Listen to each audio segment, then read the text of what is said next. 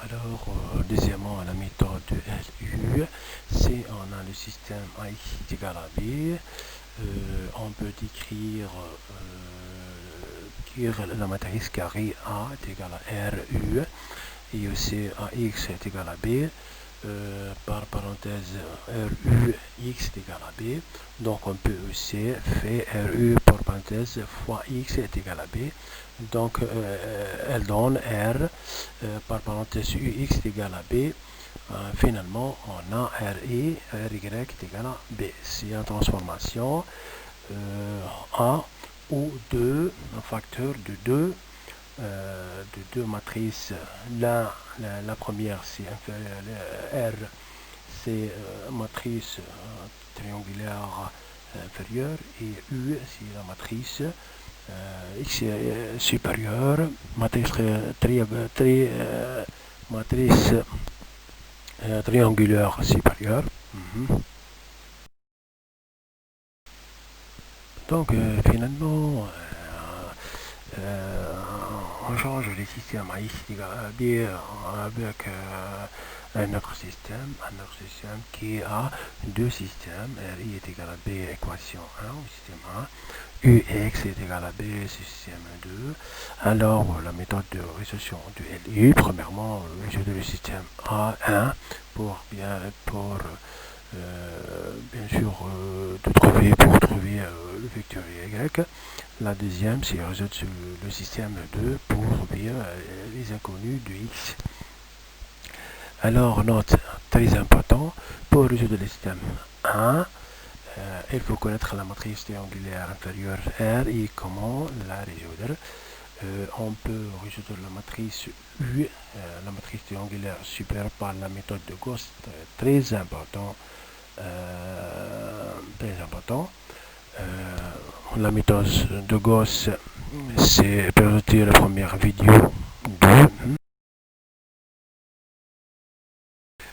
exemple d'application pour comprendre bien la méthode de LU. Là, on a le système S à X est égal à B. On veut de résoudre les X, les inconnus X. Alors, premièrement, on résout ce système-là avec la méthode de Gauss pour trouver la dernière matrice supérieure, triangulaire supérieure à, bien sûr. Donc, on peut écrire la matrice A, U directement est égal à la même matrice de résolution en Gauss, c'est-à-dire la dernière matrice de la solution, la résolution avec la méthode de Gauss, A' est égal directement à la matrice U, comme la montré dans ce diapo. Maintenant, on veut calculer la matrice R, c'est la matrice triangulaire inférieure. Alors, on utilise la loi aussi suivante. RIK est égal à AIK sur KK par parenthèse K, tel que K inférieur égale 1 moins 1. Dans notre exemple, c'est K inférieur égal à 1, 3, c'est-à-dire K est égal à 1 et 2 et 3. Alors, premièrement, pour K est égal à 2 avec I est égal à 2, 3, 4, on peut décrire RI 1 est égal à AI1 sur 1, 1, 1. Alors, pour I est égal à 2, R2 1 est égal à A2 1, 1 sur 1, 1 est égal à 0,2. Pour I est égal à 3, R1 3 1 est égal à A3 1 sur 1, 1 est égal à 0,4. Et aussi pour I est égal à 4, R1 est égal à moins 0,2, 0,2. pour 4 égale à 2 avec I est égal à 3 et 4, RI2 est égal à AI2 sur A2, 2, 2. Pour I3, R2, 3, 2 est égal à 0,5 et pour I est égal à 4, R4, 2 est égal à moins 0,25.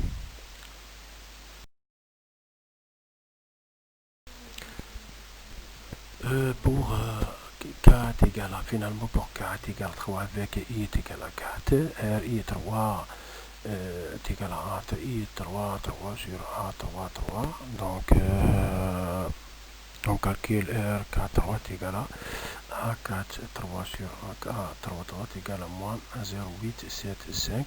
Donc, on peut finalement décrire la matrice R comme suivant. R est égal à la matrice inférieure, triangulaire inférieure, de diagonale 1. Donc, on peut aussi résoudre les deux systèmes en parallèle. RI est égal à B1 et UX est égal à B2.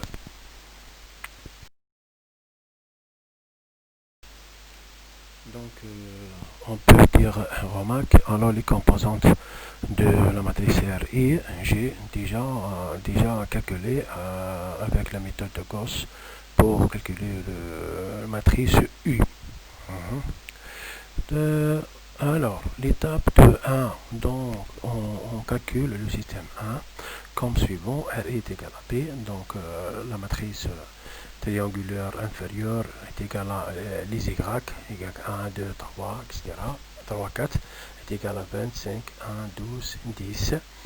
Alors, pour résoudre ce système-là, on peut fait la multiplication entre la matrice R et Y est égale à B directement. Alors la plus simple, c'est la première ligne de la matrice R fois le vecteur Y est égal à 25 directement pour trouver le Y1 est égal à 25. La même chose pour trouver le Y2, on va faire la multiplication entre la deuxième ligne de la matrice R avec le vecteur Y est égal à 1 pour résoudre, pour trouver Y2 est égal à moins 4 et aussi on fait la multiplication entre la troisième ligne de la matrice R avec le vecteur Y est égal à directement 12. On trouve Y3 est égal à 4 et finalement on fait la multiplication entre la dernière ligne, quatrième ligne de R fois le vecteur Y est égal à moins 10 pour trouver Y4 est égal à moins 2,5.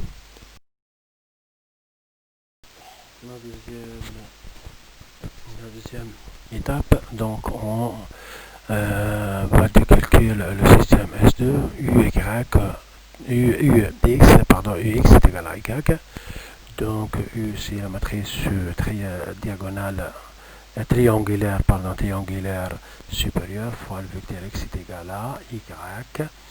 Alors si on fait la multiplication entre la matrice vecteur et la vecteur, d'abord on fait la première étape, c'est la dernière fait la multiplication, la dernière ligne de U fois le vecteur X pour trouver le X4 et aussi X3, X2, X1. Finalement, on trouve le vecteur X, X1, X2, X3, 4 tel que est égal à 9 moins 17 et 4, 10.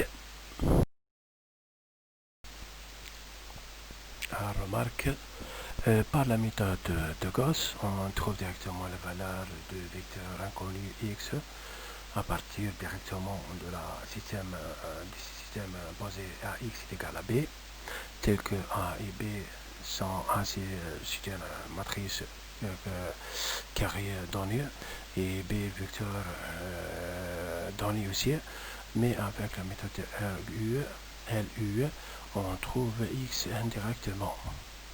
C'est-à-dire qu'on utilise deux systèmes algébriques pour la résoudre des vecteurs finalement X, c'est-à-dire résoudre le système 1 de RY est égal à B et aussi UX est égal à B. Donc la méthode LU c'est la méthode indirecte pour faire le calcul des X. Mais l'importance de la méthode LU c'est vérifier est-ce que la matrice finale trouvée par la méthode de Gauss est-ce que correcte ou non? Alors la vérification, c'est-à-dire fait la multiplication R avec U pour trouver la matrice initiale A. Donc la méthode de RU vérifie totalement le calcul de Gauss. Et aussi on peut dire que la méthode de Gauss et la méthode LU est important et relient l'un par rapport à l'autre dans la méthode numérique pour résoudre un système par ces méthodes directement. Et enfin merci.